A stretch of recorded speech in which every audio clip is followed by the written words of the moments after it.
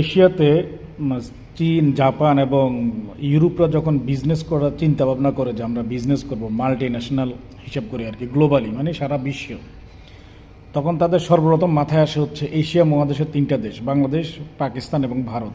কেন? কারণ আমাদের এই তিন দেশে হিউজ পপুলেশন, অনেক মানুষ।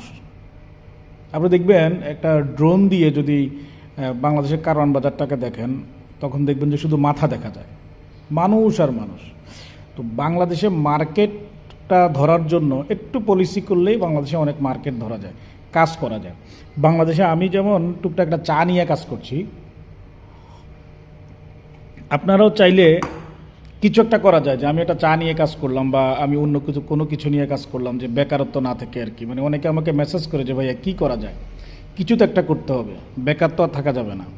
কারণ আমাদের অনেক মানে মানুষ বিদেশ চলে যায়, দেশের বাইরে যায়, কিন্তু আসলে কোনো কাজ শিখে যায় না।